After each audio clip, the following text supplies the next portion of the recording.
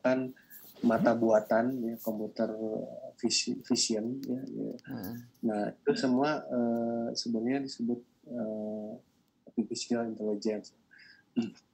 Nah, artificial intelligence ini ada beberapa pendekatan. Yang kita pakai itu adalah deep learning, gitu.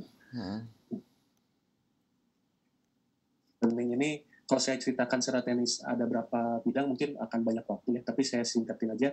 Yang kita pakai itu deep learning, di mana itu tuh AI yang pendekatannya itu mencoba mencontoh cara manusia belajar dan berpikir, gitu. Jadi menerima masukan dan memberikan analisa atau prediksi, gitu. Oh, ini misalnya. Contohnya anak kecil ketika melihat lampu, gitu ya, ke atas, dikasih tahu sama bapaknya itu tuh lampu, gitu. Nah, besoknya, kemarin tuh lampunya lampu neon, misalkan warnanya putih kan, ya. Besoknya anak kecil itu ditunjukin lagi di atas lampu bohlam warnanya orange, gitu. Anak kecil itu bisa tahu juga bahwa itu lampu, gitu. Iya. Nah, karena dia menyerap dan mempelajari sesuatu, mentoleransi walaupun kemarin warnanya putih panjang, sekarang bulat warnanya kuning, itu bohlam, gitu. Tapi dia bisa bilang itu lampu. Nah, terus hal lainnya juga, contohnya ketika kendaraan misalkan dikasih tahu kalau motor tuh rodanya 2, tapi si bayi itu, si anak kecil itu besoknya ngelihat roda 2, tapi dia bisa bilang bahwa oh itu mobil bukan motor, walaupun rodanya 2 karena terlihat dari samping, gitu ya. Nah, maksudnya AI ini punya kelebihan toleransi, ya, dan bisa didapat nilai toleransinya itu berupa nilai confidence dari anggaplah 0 sampai 1, ya. Jadi atau lebih gampangnya range-nya 0 sampai 100%, berarti confident di atas 75% itu dia AI ini yakin loh yang dia prediksi itu benar. Di bawahnya itu dia akan coba menerima inputan atau dia belajar sendiri, self learning, gitu ya. Bahwa itu sebenarnya benar nggak sih, misalkan itu misalkan lampu stopan, misalkan apakah itu, jadi dia akan belajar dari situ. Nah, teknik yang dipakai untuk deep learning ini, jadi ada machine learning, ada deep learning. Nah, yang kita pakai adalah deep learning. Deep learning ini susunan arsitektur tekniknya itu secara saya bisa gambarin. Jadi yang depan ini adalah neuron input, ya. Jadi neuron itu sebenarnya akson yang ada di otak kita, ya, di lateral cortex, ya. Jadi di otak bagian depan itu ada inputan neuron itu, biasanya inputannya dari semua panca indera, dari mata, telinga, hidung, ya apa segala macam, indera perasa, gitu. Dan ada jumlah neuronnya. Jadi ini yang pertama ini adalah input neuron. Ya. Yang di tengah tuh bisa ada berapa layer? Layer tuh berapa kolom lah, ya, bisa sebut. Itu bisa 10, bisa cuma 1, gitu ya.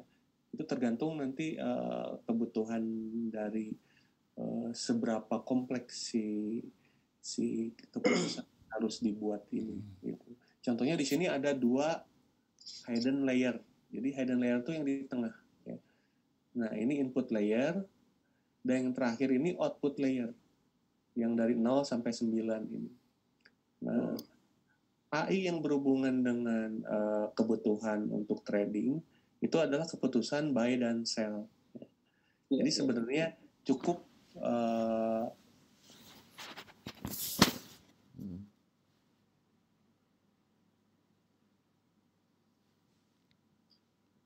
terputus. putus Pak Budi. Ya, halo, bisa di. Udah kedengaran Pak. Ya. Sudah Bang. Nah, dari mana tadi? Ya, terputusnya. Oh, putus lagi ya? Enggak. Soal itu outputnya itu untuk trading buy sama sell itu. Ya, jadi outputnya adalah 0 sampai 1. Itu berupa angka ya. Jadi kalau di komputerisasi semua itu berupa angka-angka. Ya. Nah, contohnya di sini kalau ini kan untuk untuk mendeteksi ini tuh angka berapa tulisan tangan gitu ya.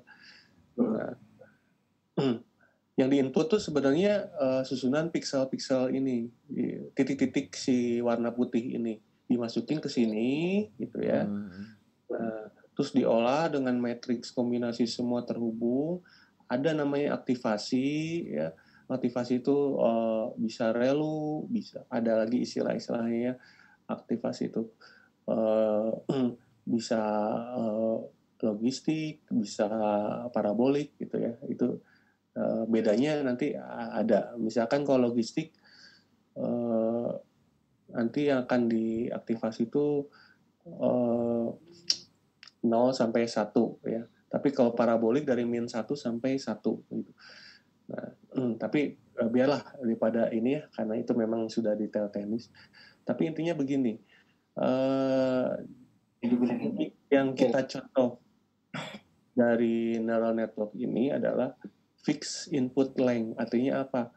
Jumlah inputnya harus sama. Ya. Jadi di sini ada 784 input ya. Tapi kita tidak akan menggunakan sebanyak itu, mungkin seperlunya dari data yang didapat dari chart itu ya, yang chart yang sedang berjalan ya. Nah, yang memang saya sekarang masih coba terus selesaikan, konsultasi dengan Mas Gani juga, itu input apa saja gitu sebenarnya, secara teori dan ya pemahaman sedikitnya saya udah dapat ya, ada yang dari rumusan Backerman itu actional itu.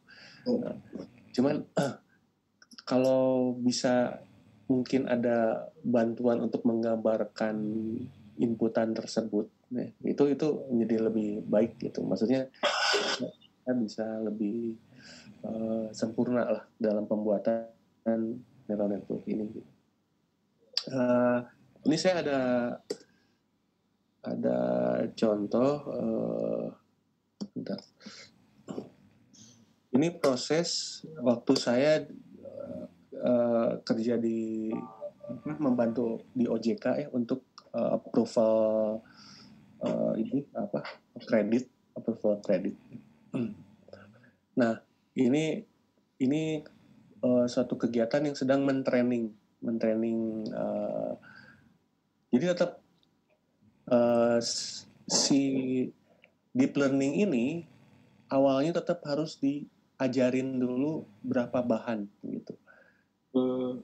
Jadi nggak dari nol banget. Kita tetap harus ngasih, seperti ke anak kecil, kita tetap harus ngasih tahu ini tuh lampu gitu ya. Nanti terserah dia di jalan, di mall, dia ngeliat yang berupa lampu, dia bisa mentoleran itu lampu bukan gitu. Tapi minimal kita harus ajarin dulu, ini tuh lampu, ini tuh kursi, ini tuh sendok misalnya. Iya. Nah, contohnya yang saya pernah buat ini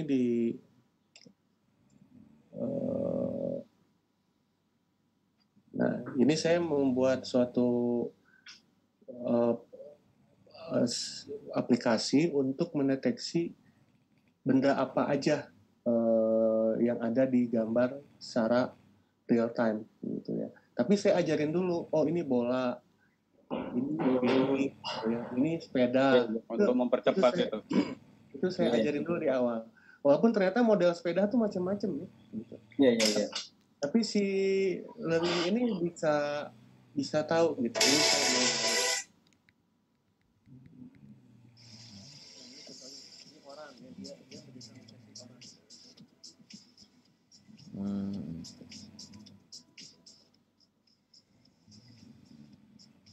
bola. Nah, ini mobil, orang, terus ini motor, jadi secara otomatis.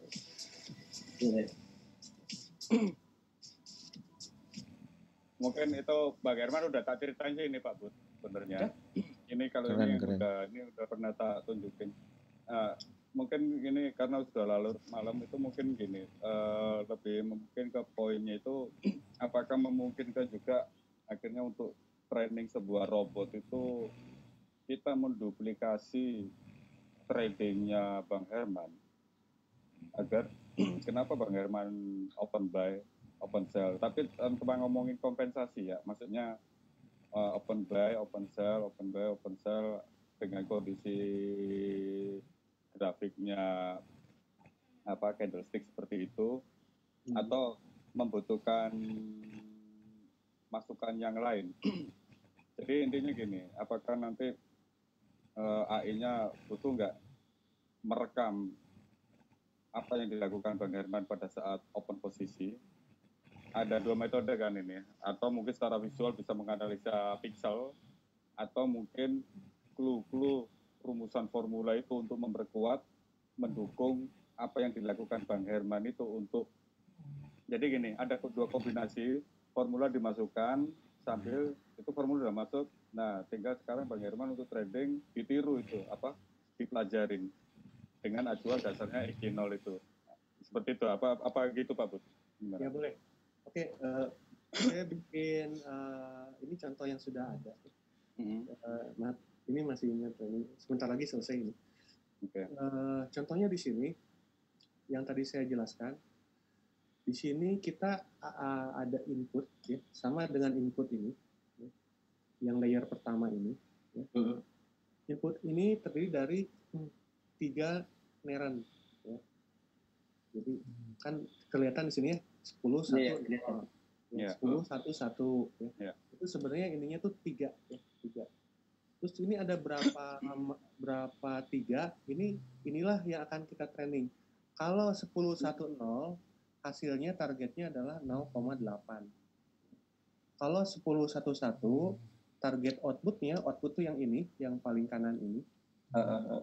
Itu adalah 0,7 ya. Dan seterusnya. Tapi fixed length ini artinya adalah input ini jumlahnya selalu 3 gitu. Jadi kalau kita mungkin di trading ya, misalkan inputnya kalau saya contohin kayak gini jadinya.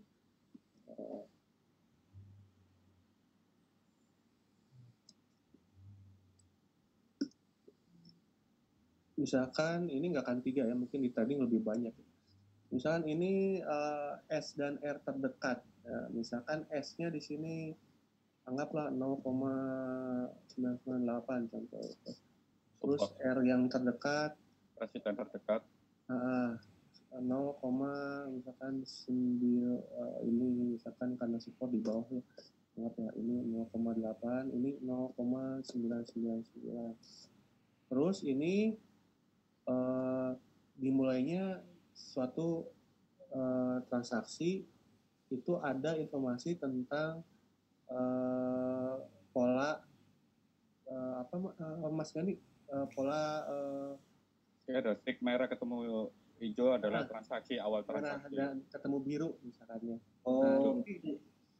Berarti begini mungkin Bang, sebentar Bang, saya potong bentar Bang. Mungkin maksud Bang Budi di sini ya, kalau kita mau nginput ini istilahnya ya, yang dibutuhkan berarti di sini istilahnya bahan bakunya ya Bang ya. Iya, bisa dibilang. Ya. Misal contoh kita mau bikin kopi misal kata. Jadi yang dibutuhkan itu air, periuknya gitu kan misal katakan. Kemudian kompornya, gulanya, gelasnya sama sendoknya, mungkin itu yang dibutuhkannya Bang Budi. Ya, betul. Oke, kalau gitu mungkin bisa dipahami itu Bang. Bisa langsung kita share screen aja. Bisa itu. Ya. Jadi Bang Herman mau share screen ya? Iya. Ya, jadi nanti apa benar cara saya seperti itu nanti saya tanya lagi ke Bang Budi nantinya. Iya. Bentar, saya tadinya memperlihatkan ini supaya lebih clear lagi gambarannya. Oke, siap. dikit lagi ini 1,5 juta, 1,5 juta neren sedang nah ini misalkan. Nah, ini contohnya gini.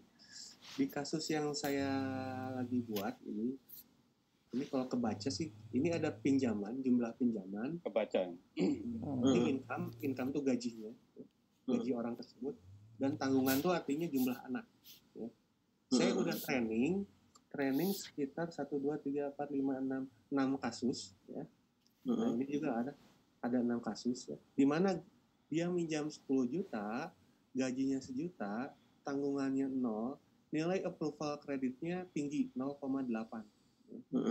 Yang kedua, contohnya ini 10 juta, gajinya 1 juta, jumlah anaknya 1, dia lebih kecil. Ya. Nah, yang kita training adalah 6 hal ini. Ya. Jadi sesuai dengan yang kita training. Nah, tapi ternyata dalam realitanya ada kejadian kasus. Contohnya gini, 10 pinjaman 10 juta, gaji 1, anaknya 2. Sedangkan di training kita nggak ada kan anaknya 2. Di training adanya adalah anaknya nggak punya anak atau 1 anak. Ya. Kalau yang ini kan gaji pinjaman 10 juta, gaji 2 juta. Ya. Nah, tapi kalau ini kan pinjaman 10 juta, gaji 1 juta. Dan anaknya 2. Ketika kita enter, approvalnya itu adalah 0,53. Jadi ini toleransi dari artificial melihat bahwa padahal saya belum diajarin loh kalau ada pinjaman 10, gaji 1, anak 2 itu berapa approvalnya gitu. Tapi si AI ini dia bisa membuat istilahnya neran-neran ini ya untuk mentoleransi ya nilai ini. Jadi nanti ketika Bang Herman ngasih informasi material mungkin yang tadi Bang Herman ceritain, itu ketika di lapangan berbeda itu bisa memberikan toleransi. Oh mungkin lebih dekat ke arah sini maksudnya. Jadi misalkan kalau 0 itu adalah Bang Herman bilangnya di training tuh 0 berarti sell, 1 artinya buy gitu ya. Tapi di lapangan terjadi yang tidak diajarkan Bang Herman ini. Nah, nilainya itu bisa jadi adalah bukan 0 murni dan 1 tapi 0,3. Iya. Artinya dia lebih mendekati sell, confidence-nya ya rada jauh sih dari 0 karena enggak 0,1 tapi 0,3. Nah, terus buy itu kan 1 kalau sempurna ya. Tapi ini 0,9 ya lumayan. Nah, ini tinggal masalah kita bilang ke si AI-nya, ngasih tahu kalau confidence-nya di atas 0,7 atau di bawah 0,3 lakukan gitu.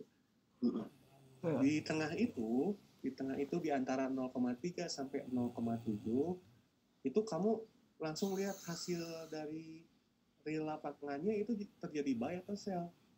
Bisa kita bisa gitu. Nah, nanti itu masukin sebagai training baru. Gitu. Jadi dia belajar sendiri akhirnya si AI ini itu.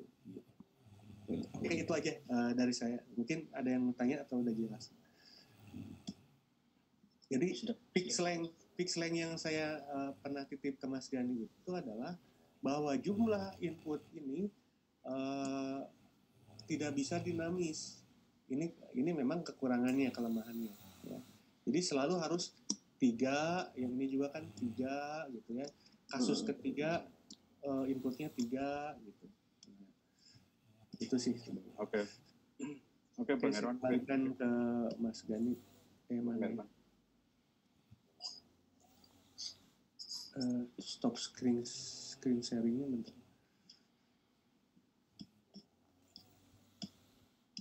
Exit. Zoom-nya tuh kanan.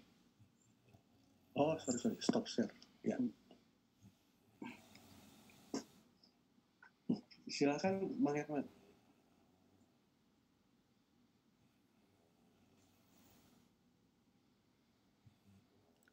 Sinyal kayaknya nyangkut. Iya. Sinyalnya.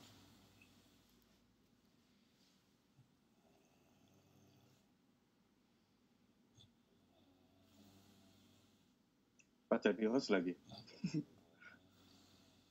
Mm.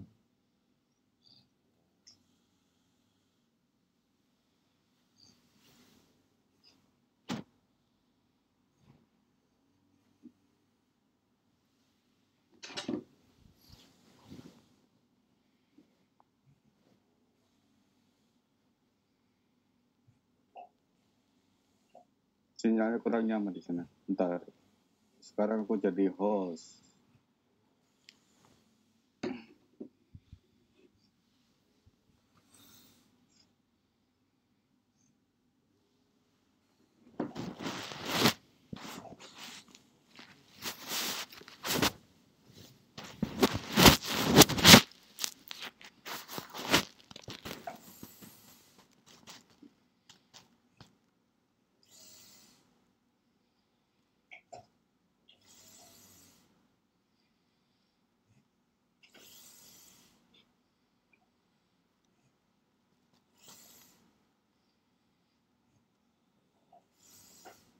Udah masuk ini. Udah, cep. Putus tadi Bang. Iya. Keluar sendiri. Oke, silakan Bang Herman. Jadi begini Bang Budi. Ya. Jadi apa sih robot ini mau kita fokuskan di tren sideways saja? Yang lebih, katakan yang lebih indahnya lagi, atau mau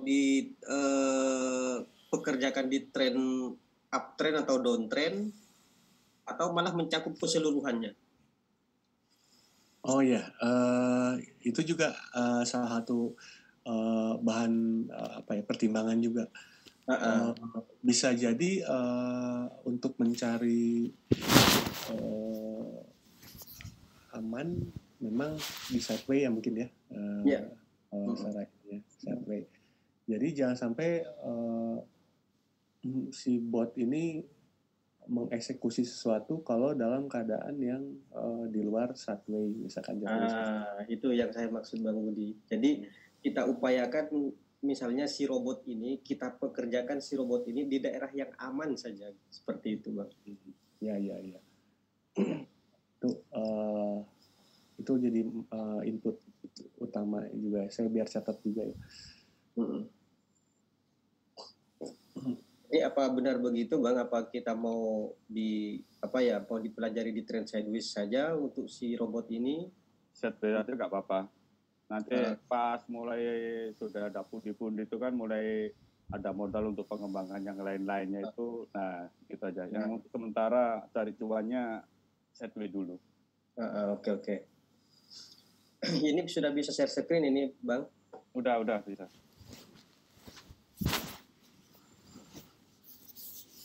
Udah Bang, mantap.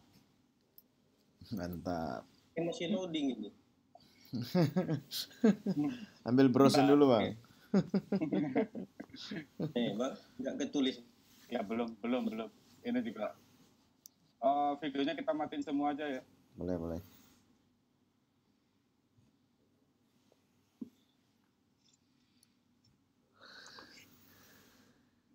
Masih mau.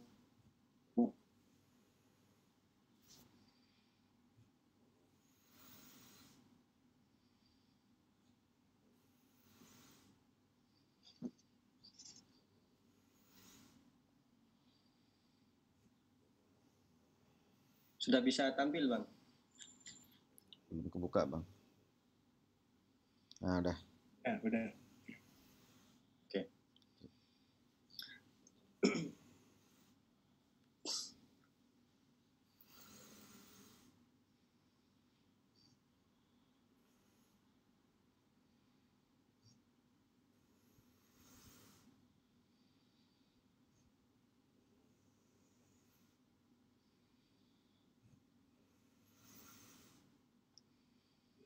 Terputus Bang.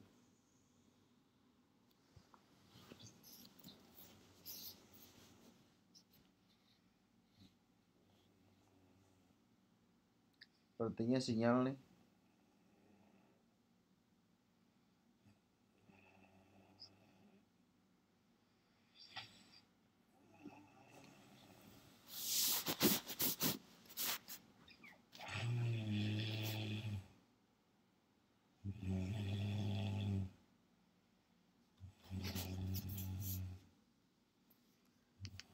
Sepertinya sinyalnya Pak Budi putus. Iya ya, ini lagi jam. Enggak, di sana memang agak itu.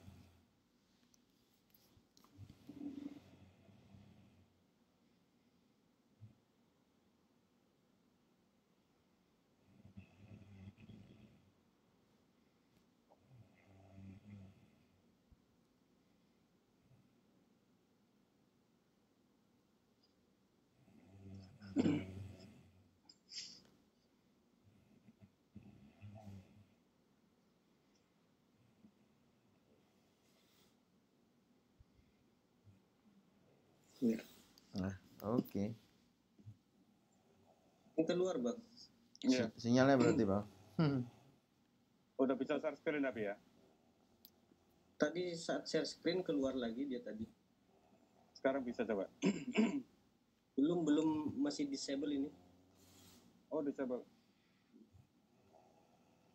Monggo.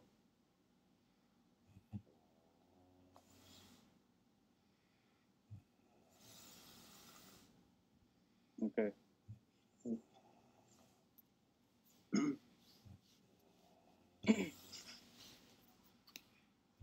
Oke, jadi begini Bang Budi. Kita sekarang akan membahas di trend sideways dulu ya. Nah, jadi di dalam kita trading, saya sering menyebutkan apa itu yang dinamakan harga sudah settle atau sudah selesai lah Bang. Jadi kita di sini misal kita tarik garis dulu sebagai acuan ya Bang ya. Tarik garis. Ini kita anggap harga awal dulu. Harga baru. Harga baru dulu. Jadi nanti saya contohkan di sini bagaimana harga itu settle dan membentuk harga baru lagi. Biar lebih jelas. Nah, misalnya ini candle merah, kemudian datang lagi merah, atau datang lagi merah satu kali lagi, dan kemudian hadir candle hijau seperti ini. Nah, inilah yang kita baca Bang. Jadi ini kita sebut dengan transaksi. Nah, lalu dari mana kita akan menghitung? Dari sejak pertama stok ini datang atau supplier ini datang. Berarti dari pertama ya Bang ya. Nah, ini kita hitung. Kalau harga ini akan berjalan normal, harga di pasar akan berjalan dengan normal, stabil. Nah, maka ini menghasilkan informasi kenaikan. Sebabnya kenapa? Ini penjual, ini volume penjual ya. Body ini merupakan volume penjual. Dan ini volume pembeli maksud saya, salah ya. Ini maksud saya adalah Volume pembeli. volume pembeli. Sementara ini adalah stok atau volumenya penjual atau stoknya supplier atau penjual. Nah, misalnya Bang, ini sekarang jumlahnya semua, stok ini semua, kalau kita jumlahkan, anggaplah sekarang 10 ton ya. 10 ton. Nah, kemudian pembeli ini hadir dengan membeli dengan volume misal kata di sini anggaplah 4 ton ya Bang ya. Anggaplah 4 ton, di sini membeli 4 ton. Nah, berarti supplier ini tersisa barangnya sebanyak 6 ton. Masih ada 6 ton lagi. Nah, lalu kita harus mencari kebenaran dari informasi ini, apakah harga itu akan berjalan normal atau tidak. Nah, makanya kita harus menunggu satu candle lagi sebagai konfirmasi. Apakah benar harga itu akan berjalan normal. Nah, kalau di candle berikutnya ini datang lagi candle hijau, nah berarti dapat dipastikan bahwa harga itu akan berjalan normal, akan menghabiskan stok ini, yang 10 ton ini. Anggaplah yang kedua ini sekarang 3 ton ya Bang. Berarti jumlah total pembeli sebanyak 7 ton keseluruhannya Bang ya. 7 ton. Nah, sementara stok kan masih 10 ton. Nah, berarti kita sudah yakin kalau harga akan berjalan normal, maka akan ke sini, akan menghabiskan stok. Nah, berarti di sinilah baru kita eksekusi. Eksekusi untuk naik atau open buy. Karena apa? Jika harga itu akan berjalan normal, maka ini akan terjual dengan sampai habis stok ini. Nah, sekarang pembeli sudah menghabiskan stok, justru malah kekurangan stok sekarang. Pembeli sudah melebihi dari stok awal. Stok awal kan 10 ton. Yang 2 pembeli ini tadi 7 ton. Anggaplah yang ini 4 ton, berarti pembeli jumlah keseluruhannya 11 ton, sementara stok 10 ton. Nah, kalau harga itu berjalan normal, maka supplier ini, penjual ini, harus mampu menyuplai barangnya kembali untuk kebutuhan si pembeli ini. Sebanyak mana ini, sisanya ini, ke atasnya ini. Nah, ini harus disuplai lagi oleh penjual. Diberikan barangnya lagi untuk penjual. Nah, tadi kan jumlahnya pembeli semua 11 ton keseluruhan, sementara stok 10 ton. Maka di candle berikutnya ini harus turun, Bang. Ini kalau harga berjalan normal, nah harus turun impas dengan harga awal ini. Sehingga kalau di total stok barang si penjual ini adalah 11 ton, stok pembeli juga membeli sebanyak 11 ton. Nah, dan inilah yang dikatakan transaksi itu sudah settle, Bang. Sudah impas. Sudah mencapai titik keseimbangan. Ini kalau harga normal. Nah, ntar saya hapus dulu. Mas Gani udah di record ya, Mas? Udah aku record. Oke, siap. Kita ambil garis lagi. Kita gambarkan yang tadi.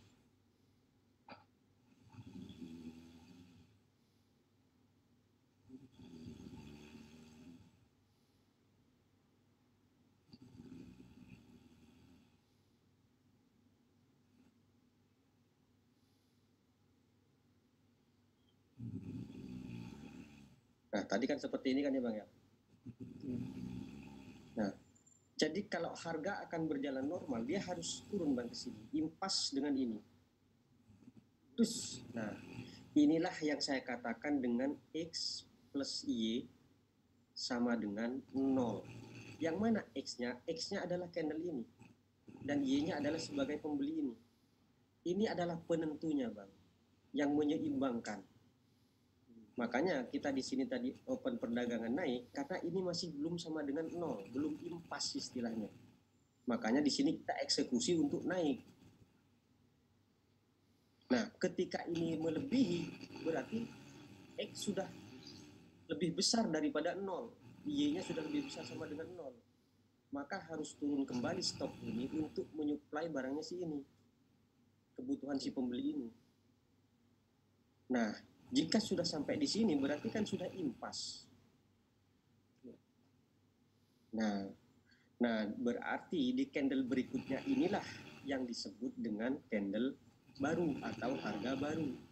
Nah, dan di sini kita tidak tahu, Bang, apakah ini akan naik atau turun. Sebab ini harga awal, harga pertama. Nah, kalau permisalan di candle berikutnya ini turun lagi, turun misalnya seperti ini.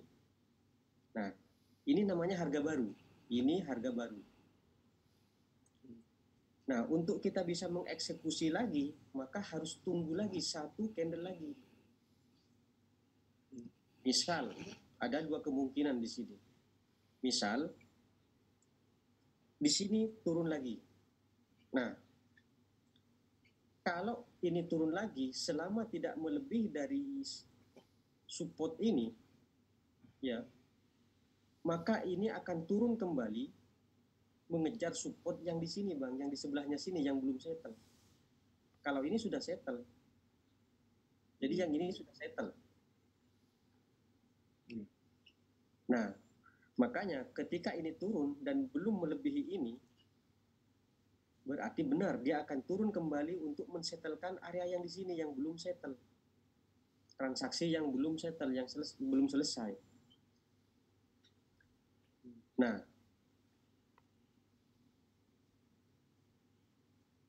tetapi jika di candle merah ini langsung turunnya menembus support, mampu melewati support. Nah, ini kan sudah lewat dari sini nih, kalau kita tadi garis kan sudah lewat nih. Nah, kan? Nah, maka ini kita tahan dulu. Kita jangan eksekusi dulu. Sebab kenapa? Kalau harga ini akan berjalan normal, maka dia harus kembali ke atas. Kalau akan terjadi penurunan tren, maka dia akan turun lagi ke bawah.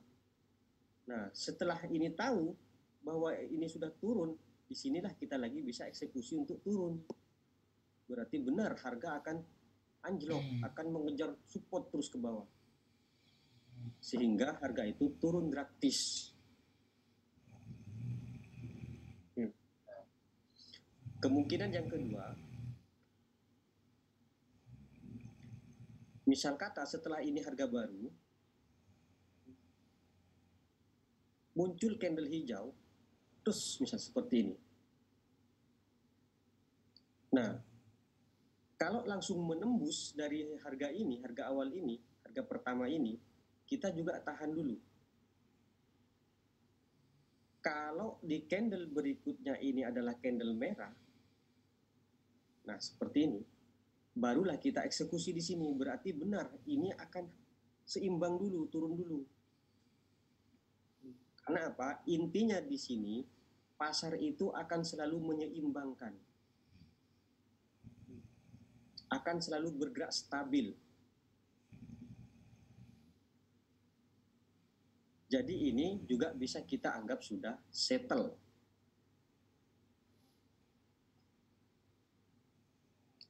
Nah, kemudian kalau di candle berikutnya itu candle hijau seperti ini yang belum mampu menghabiskan ini, belum sampai ke sini, kita bisa langsung pukul naik. Sebab apa? Sudah dipastikan dia akan naik ke sini. Karena apa? Dia sudah melakukan transaksi. Kita di sini tanpa nunggu konfirmasi, sebab kenapa? Di sini sudah menginformasikan bahwa harga itu stabil. Makanya di sini bisa kita eksekusi naik. Terus misalnya naik seperti ini. Atau di candle berikutnya ini saat kita eksekusi naik dia masih kurang sedikit mau impas ke garis ke harga ini. Nah, maka kita boleh eksekusi lagi di sini, Bang. Di candle berikutnya ini. Boleh eksekusi lagi. Jadi kita 2 kali eksekusi di sini dan di sini. Intinya tetap pasar itu akan selalu bergerak lurus, stabil. Kalau misalnya ini naik, nah maka dia akan turun kembali ke sini, belum sampai turun lagi ke sini, belum sampai turun lagi ke sini. Nah, ini kalau tren sideways, artinya harga itu bergerak normal. Nah, kalau kita membahas tren, apa kita mau lanjutkan ke membahas tren sideways, tren uptrend atau downtrend? Gimana Bang Budi, apa kita mau lanjutkan ke tren, atau ini kita perdalam dulu, kita selesaikan dulu sampai betul-betul oke?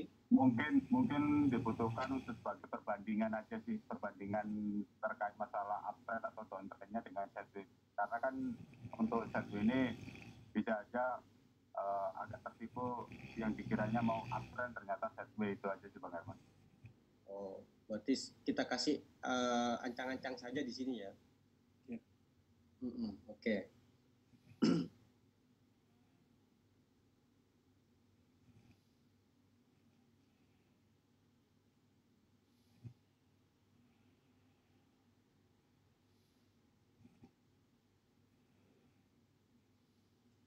Nah, ini misal kata sebelumnya sideways ya. dan kemudian di sini turun merah, di sini kan sudah settle nih, sudah impas. Nah, maka di candle berikutnya adalah candle baru atau harga baru. Nah, makanya kalau bisa kita tandain seperti ini. Karena apa? Berarti di candle berikutnya ini adalah harga baru. Kalau di harga baru itu misalnya hijau, terus, nah, kemudian di candle berikutnya merah, nah, berarti kita boleh OP turun ke sini. Karena informasi yang disampaikan sebelumnya adalah normal, harga itu normal. Nah, kalau di sini kita loss, tidak turun, ya, malah di candle berikutnya ini naik seperti ini, berarti kita tadi kan loss kan. Nah, kalau di candle yang berikutnya ini ternyata naik, nah, yang harus kita jadikan acuan melihat resisten yang di sini. Kalau ini belum menembus resisten candle yang ini, maka kita di sini bisa eksekusi naik. Karena pada dasarnya harga ini sudah tidak normal, sudah tidak stabil. Kenapa dikatakan tidak stabil? Karena ini seharusnya turun, tapi malah naik. Dan inilah yang menyebabkan tren itu naik. Harga itu akan bergerak naik. Ini penyebabnya satu candle ini. Nah, makanya ketika candle ini hadir, kita tarik garis seperti ini. Kalau tidak melebihi dari resisten yang ada di sini, maka kita boleh eksekusi di sini untuk naik. Karena apa? Tujuan hidup dia atau tujuan harga dia adalah mengejar harga tertinggi. Jadi pada saat tren itu berjalan naik, maka yang dikejar itu adalah harga tertinggi atau resisten.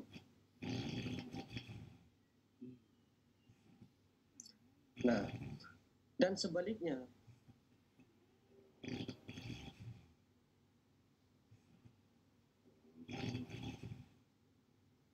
misal di sini benar turun, terus turun, berarti kita kan profit tadi eksekusi di sini ya. Nah, kalau harga itu mau berjalan normal, maka di sini harus naik. Setelah candle merah melebihi dari harga awal, maka harus naik seperti ini, please. Nah, ini berarti harga stabil. Nah, bagaimana jika di candle ini malah hadir candle merah, malah seperti ini? Nah, maka tinggal melihat ada tidak support di sini. Lurus dengan inilah istilah support terdekat. Nah, misal kata di sini ya. Nah, kalau di sini ada support, yang perlu diperhatikan penutupan harga ini selama tidak menyentuh support ini, kita bisa eksekusi turun. Karena apa? Harga sudah tidak normal lagi. Kalau harga normal seharusnya ini naik. Tapi di sini malah candle ini turun. Maka inilah yang akan menyebabkan tren ini turun. Inilah yang menginformasikan bahwa akan ada penurunan harga. Nah, tetapi kita tidak boleh langsung eksekusi sebelum ada patokan, melihat patokan di sini. Kalau di sini support ini apa ya? Kalau candle ini tidak melebihi dari support yang di sini, maka kita barulah boleh eksekusi untuk turun. Nah, dan inilah yang akan menyebabkan tren itu turun atau harga itu bergerak turun. Jadi poin pokoknya, harga akan selalu seimbang atau stabil. Nah, bila mana harga itu tidak stabil atau malah dominan naik misalnya, atau pembeli yang lebih banyak daripada penjual, maka harga itu akan bergerak naik. Dan kalau harga itu bergerak naik, maka yang dikejar itu adalah resisten. Nah, dan sebaliknya, saat candle itu berusaha turun seperti ini contohnya, kalau harga akan berjalan normal, maka hal ini harus naik ke sini, harus jadi hijau. Maka harga harus seperti ini, harus jadi hijau. Karena yang datang malah candle merah, maka inilah yang membawa informasi akan terjadinya tren turun. Nah, secara ilmu ekonomi, ini sudah apa ya, penjual atau supplier sudah banyak di sini, sehingga harga itu akan murah. Karena apa? Stok barang sudah banyak, sementara pembeli sedikit. Jadi candle inilah yang menginformasikan adanya penurunan tren. Dan yang perlu dipahami, saat tren itu bergerak turun, maka yang akan ditembus itu adalah titik support. Yang akan dikejar itu adalah titik support. Nah, jadi itu poin pokoknya, Bang.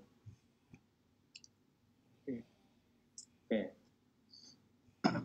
Boleh tanya dikit Bang, kalau Ya, silakan. kalau ternyata di bawah ini nggak ada support, anggaplah sebagai tren turun menuju ke support yang belum pernah ada atau mau membuat baru, itu bagaimana ya tindakan eksekusi? Berarti sebelumnya mungkin anggap ini kan mau menembus support ya. Berarti katakan sebelumnya tren naik, ya seperti ini ya, naik tinggi. Kemudian saat dia turun, dia tidak melihat support di sini, begitu Bang? Malah mungkin di bawah hijau yang awal ini Bang, yang mau Di sini. ya, jadi maksudnya tadi yang gunung tadi, Di sini. dalam sejarahnya tuh anggaplah support ini tuh dia turun dan tidak ada support sebelumnya yang pernah ada gitu. Jadi seolah akan membuat support baru, tapi entah sampai kapan. Oh, di sini mesti ada Bang, mesti ada di sini sejarahnya support yang apa ya, periode-periode sebelumnya mesti ada Bang di sini. Karena apa? Pasar itu akan selalu bergerak naik atau turun, sehingga pasti terbentuk support. Seperti itu Bang, mesti di sini ada support. Di sini misalnya candle merah. Walaupun support bulan periodenya lalu sangat mungkin jauh sekali, mungkin periodenya sangat jauh sekali, sehingga mungkin bisa 3 hari yang lalu dalam 1 menit itu kan jauh banget itu. Iya, tetap Bang kita jadikan acuan. Karena apa? Saat tren itu naik, maka dia akan selalu mensetelkan transaksi yang sebelum-sebelumnya. Ketika sudah mencapai settle, di sini biasanya ditandai dengan penutupan harga. Nah, setelah itu maka ini akan kembali lagi Bang ke harga yang ini, harga yang awal ini, baru dia turun. Seperti itu. Ya di balik turunnya itu Bang pasti ada naiknya, turunnya. Cuman poinnya atau intinya dia akan turun kembali ke harga ini.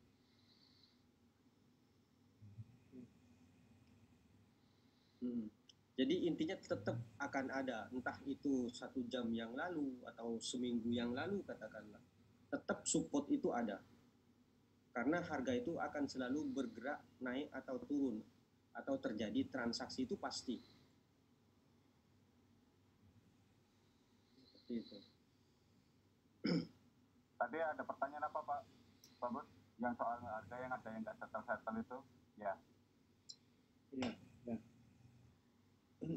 Harga yang tidak normal gitu. Harga tidak normal ya.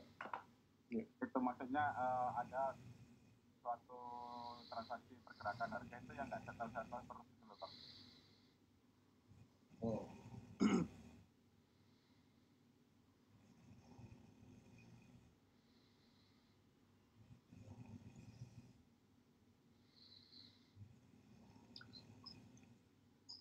Misal seperti ini, kalau saat tren sideways, misalnya ini naik seperti ini kan nggak settle namanya Bang.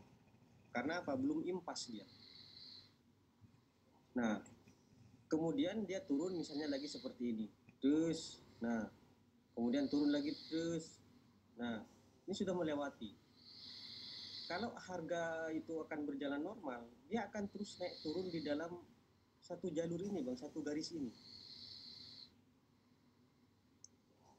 Jadi dia akan bergerak stabil, tapi tetap naik turunnya gini, tapi bergerak di satu arah. Nah, ini kalau trend sideways Bang. Tapi patokan kita tetap ini, jadikan acuan kita. Ini harga ini. Dia akan terus naik turun, sudah lebih dia maka dia akan turun lagi. Supplier sudah lebih atau stok sudah lebih maka hadir lagi pembeli untuk membeli barang tersebut. Terus seperti itu. Itu apakah ada kemungkinan besar ada harga yang nggak settle di beberapa hari yang lalu, Bang Herman? Maksudnya gimana Bang? Misalnya mungkin ada yang 2 hari lalu itu harganya belum settle itu, apakah kemungkinan ada yang ternyata nggak settle gara-gara mungkin tren turun apa-apa kayak gitu? Ada. Nah, misalnya seperti ini.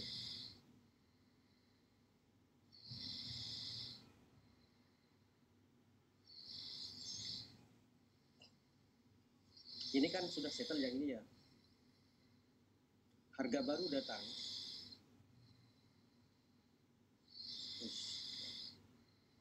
Harga baru datang candle hijau. Dan ternyata di candle berikutnya datang hijau lagi. Nah, kalau candle hijau ini tidak melebihi dari resisten yang di sini tadi ada resisten misalnya ya, maka ini akan bergerak naik untuk mensetelkan area di sini yang belum settle di sini. Berarti kita bisa eksekusi di sini untuk naik lagi. Ya.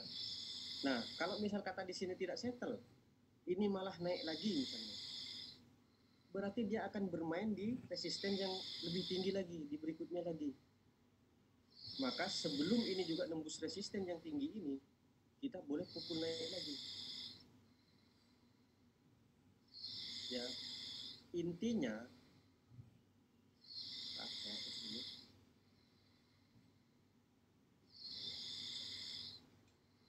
seperti ini. Misal kita tarik sebuah garis seperti ini, katakanlah ini resisten pertama, resisten kedua, resisten 3, kemudian R4.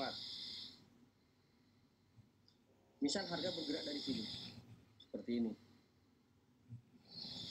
Terus, nah, ini sudah nembus resisten. Setelah nembus resisten, yang harus kita jadikan tolak ukur, ketika ini turun, di candle berikutnya turun, terus melewati ini. Nah, berarti harga itu menceritakan akan bermain di sini, di resisten 3 ini. Maka, dia akan bergerak seperti ini lagi, Bang. Terus, nah, terus turun lagi. Berarti harga akan bergerak di situ. Nah, bagaimana pergerakan ini akan naik? Nah, ketika di sini terus nggak sampai ke bawah, dia naik lagi. Nah, ini yang akan menyebabkan dia naik menuju resisten ini. Karena apa? Ini sudah tidak mampu turun. Sudah stop di sini. Seharusnya kalau mau tetap bermain di R3 ini turun, menembus sini, baru naik kembali. Tetapi karena ini tidak mampu tembus sampai di sini misal kata, maka inilah akan bergerak naik ke resisten yang ini. Nah, apakah benar bermain di sini? Kita tunggu. Setelah ini tembus, apakah dia turun? Kalau dia masih naik, nah berarti dia mau ke sini, R sini. Dan misal kata nembus, betul nembus, kemudian turun, nah berarti benar bahwa harga bermain di daerah sini. Maka dia akan seperti ini dulu. Seperti itu. Dan kapan ini akan berhenti bermain di sini?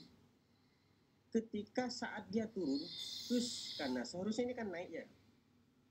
Nah, naiknya ini dia nggak mampu sampai sini, dia turun lagi. Terus, nah ini yang membawa aba-aba atau informasi untuk penurunan tren. Kemana? Ke harga ini yang belum settle di sini.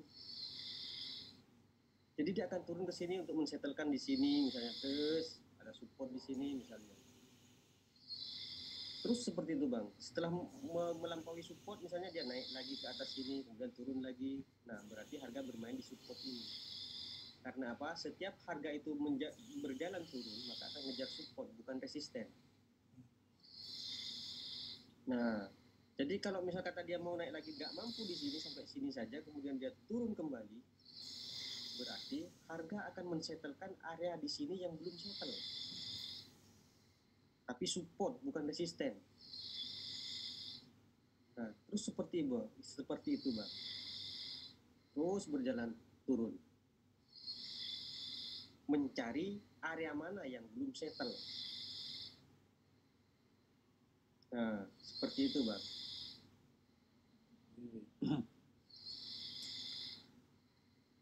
Dari situ mungkin ada gambaran yang bahan-bahan yang bisa ditangkap, Pak Gus. Ya, saya tadi jadi dapat satu jenis input yang mungkin akan jadi alternatif, yaitu berupa satuan, kalau tadi berupa ton, ini satuan pips. Nah, betul. Jadi satu penyelesaian settle harga tuh dilihat dari apa istilahnya Transaksi keseimbangan dari jumlah pips. Nah, betul. Sama. Benar. Jadi misal kata penjual 5 pip, maka pembeli harus 5 pip juga gitu ya. Ya, itu bisa jadikan alternatif input gitu. Karena yang sebelumnya ini lebih banyak ke komposisi info candle, sumbu body dan sumbu dan body ya. Jadi kayaknya terlalu rumit ya. Jadi nanti bisa dijadikan ini sebagai informasi pips aja gitu. Oh berarti volume bisa dihitung matematika, volume pipsnya itu ya? Nah ya itu volume itu ya pip itu Bang. Pipsnya itu? Nah, pakai acuan seperti MetaTrader itu kan apa ya? Iya. Oke. Soalnya ini kan kita susah kalau melihatnya ini baca pipsnya soalnya itu. Asalnya komanya di belakang koma itu banyak banget. Iya, betul. Iya. Berarti bisa formulanya lebih itu sampai dengan acuan support resistennya itu sebagai track nolnya itu Pak Bud. Iya. Sama closing harganya itu posisi dengan support atau resisten terhadap arah geraknya itu bisa disimpulkan untuk mengambil garis benang merahnya untuk EG0 itu bisa kayaknya. Iya Mas. Nah, ini ada persepsi baru untuk masalah yang Bang Herman sebut material input. Ya, bisa saya coba bentar cetak dulu ya. Takut. Ya.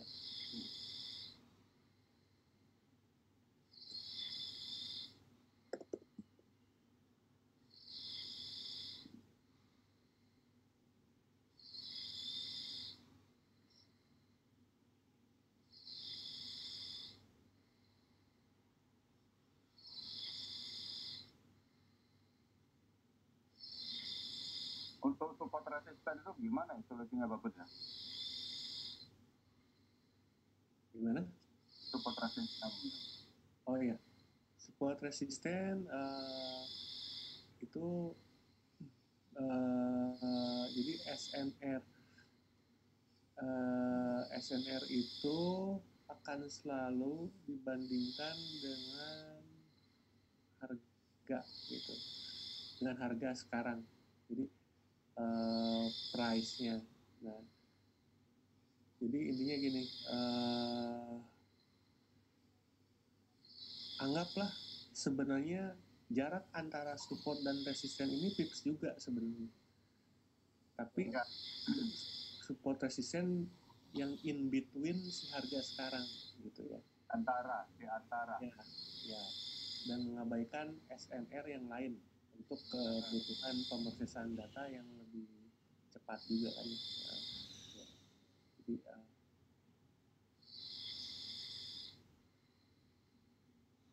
pips juga. Jadi Sorry, satuannya sekarang ke pips gitu ya, ke volume gitu. olive thread atau binomo bisa ya diambil pipsnya ya dari angka-angka Ya. itu. Bisa. Bisa ya.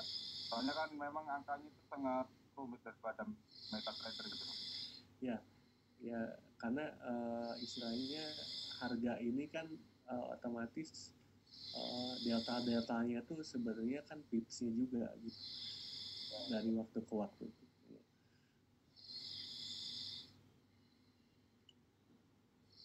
Sedangkan untuk menentukan di mana letak posisi support dan resisten ya mudahnya kan ketika merah ketemu hijau berarti support gitu ya. Ketika hijau ketemu merah berarti resisten. Benar. Ya. Oke, bisa jadi malam ini bisa jadi ada dapat sumber bahan ini inputan baru untuk ya, terutama pitch-nya itu ya. Ya, betul. Ya, itu karena itu identik dengan volumenya, Bang. Isinya. Ya. Oke. Bisa saya coba jawantahkan nanti dalam publik. Ada lagi nggak Pak Bos? Untuk sementara segini udah cukup dulu ya. Nanti kalau ada hal lagi Pak Budi bisa juga nanti tanya lagi sama saya gitu untuk ya menganukan robot ini biar kerjanya bagus gitu maksimal. Iya, betul. Ya. Nanti mungkin ada pertanyaan ya. Yang memang masalah kesulitan teknikal ya apa? Kalau Pak Budi ini sudah ada basicnya trading juga benernya Bang Herman. Cuman ini merubahnya untuk dalam bentuk kalimat puitisnya programmingnya inilah untuk neural itu yang memang agak memang agak gampang sih gitu. Cara input scriptnya itu ya istilahnya. Yang mana nanti skripnya itu formula itulah yang juga pertanggungjawabannya untuk yang masalah dipatenkan itu yang dibahas sih. Iya. Ada lagi Pak Bos? Mungkin sementara itu dulu ya. Kalau saya Mas Gani udah jadi biar nggak langsung sebut biar satu fase 1 ini saya dapetin info utamanya gitu. Nanti untuk masalah mungkin pengaruh sumbu dan lain-lain menyusul itu, ya? Ya menyusul aja. Ada masukan fundamentalnya aja saya dapat dulu. Bang Hatta, ada masukan? Tidur kayaknya. Tidur beneran. Tidur dia. Di mute biar ngoroknya nggak kedengeran. Biar ngoroknya kedengeran tuh. Ini mataku lagi seger-bugernya ini masalahnya. Bang Hatta bangunin Bang Hatta, telepon Bang Hatta Bang Gani. Nah, gak apa-apa deh, istirahat dari jauh. Ya paling itu aja dulu ya, Bang Herman ya. Sementara ya. Ya Bang Herman, terima kasih Bang Herman. Sama-sama Bang Budi, mudah-mudahan kita sama-sama sukses Bang. Amin. Ya. Itu nanti yang penting planning yaitu arahnya itu tadi sudah tak ceritain juga Bang Herman ke Pak Budi. Ya. Yang kedepannya apa-apa seperti itu udah saya ceritain. Intinya aku udah cross-check Pak Bud, memang belum ada. Adapun candlestick yang memang diolah AI itu nggak ada dasar startnya dari mana itu, memulainya dari mana. Tapi rata-rata memulainya dari candle pattern. Padahal kalau kita cross-check candle pattern itu misalnya engulfing yang harusnya penerusan ke bawah, tapi dengan EG0 ini bisa aja nggak bawah, tapi malah tajam. Atau mungkin nggak bisa gitu loh. Iya. Lawanan. Ini udah jadi kayak landasan hukum sih kalau buat saya ada ilmu Bang Herman ini. Jadi landasan fundamental dari kejadian candle. Iya, landasan hukumnya ada gitu Pak. Geraknya market itu dasarnya ada. Bukan pattern-pattern yang kebetulan gitu istilahnya. Ya Pak Budi bisa koreksi juga lah. Kasarnya gini, coba aja dicari cacatnya punyanya Bang Herman, gitu aja. Ya, sekalian biar jadi perbaikan ke saya juga. Itu penting soalnya, kita cari cacatnya aja udah. Iya. Sebenarnya mungkin bukan cacatnya ya, tapi Kekurangan. pertanyaan lanjutannya. Sebab kalau fundamental hukum ini kayaknya udah hukum alam ya. Iya, benar. Jadi kita bertrading itu sama halnya kita gambaran kita ke pasar yang sebenarnya, Bang Budi. Iya. Gitu. Jadi pada saat tren itu naik, maka yang dominan itu muncul hijau atau pembeli. Karena misal kata begini, Bang. Pada saat hari-hari ini harga daging misal kata 100.000 per kilo. Jadi pada saat menjelang lebaran, pembeli kan sudah antusias nih. Nah, maka harga daging ini akan naik biasanya. Nah, itu kan yang terjadi di pasar sebenarnya. Nah, ini identik dengan ini, sama. Dengan yang dibahas tadi, masalah PIP tadi, volume tadi. Ini realitanya ya? Ya, realita. Sama persis. Harga cabai, daging, macam-macam itu permintaan lebih tinggi dari stok, ya memang mengalami kenaikan. Itu realitanya. Nah, tinggal memang hasilnya kan bentuknya candlestick. Karena apa? Candlestick itu kan memaparkan harga yang sebenarnya. Jadi bukan indikator ya. Indikator itu gimana ya? Dia menunjukkan candlestick dia. Jadi hanya follower candlestick sebenarnya indikator. Betul sekali Bang Budi, followersnya dia. benar. Pas itu. Makanya kemarin waktu saya bahas sama Bang Gani, Bang Billy itu tentang parabolik ya Bang Gani ya? Ya, parabolik. Trend sideways, kemudian harga itu melonjak naik. Nah, paraboliknya heran tuh. Maka akan nunjuk ke atas dia. Padahal kita turun ini, bukan malah naik. Karena harga masih normal. Jadi pada saat harga itu harga akan turun kembali. Itu yang terjadi kalau ngomongin program kan gitu. Jadi ini bedanya gini Bang Herman, negesin lagi. Kalau program memang statik inputnya ada rokok 10.000, kalau di scan ya keluarnya 10.000. Tapi kalau misalnya skillnya itu memang basicnya AI, mungkin bisa aja agak berubah mungkin ya Pak Bud ya. Karena dia akan punya inisiatif sendiri lah untuk memberikan suggest ya, atau mungkin masukan ya, seperti itu. Kasarnya seperti itu. Boleh saya sampaikan di YouTube juga ini bahwa indikator itu adalah followernya Candle katanya Pak Budi. Follower. Biar orang nggak terkecoh waktu trading. Karena banyak trader-trader indikator. Iya. Jadi ini kondisinya gini Pak Bud. Bang Herman itu masalah hatinya tergerak nggak nyaman aja ngelihat banyak follower channel YouTube itu yang banyak loss. Dan kekayaannya trader yang youtuber itu rata-rata dari afiliasi. Nah, Bang Herman sendiri kemarin nunjukin pamerin loh ke kita. Afiliasinya hanya 26 orang ya Bang Herman ya. Iya betul. Itu udah dapatnya gede. Hanya 26 orang doang. Dapat 2.000 lebih dolar. $1.000 lebih. Nah, kita itu niatnya gini Pak Bos. Misi utama pertama itu, oke, kita nggak munafik, kita memang butuh afiliasi. Tapi siapa yang ikut afiliasi? Orang yang pernah bangkrut. Nah, jadi gini programnya. Ini biar misalnya Pak Budi pernah loss 10 juta. Buktinya mana? Sudah bisa membuktikan. Oke, sekarang modalnya mau berapa? Hanya 500.000. Oke, akan kita kelola tanpa dipungut biaya sampai mencapai 10 juta. Selesai, tapi syaratnya Pak Budi harus daftar di afiliasi kita. Gitu. Kita nggak akan mungut duitnya Pak Budi, tapi afiliasi itu kita yang kasarnya berobatin di nomo lah, seperti itu aja.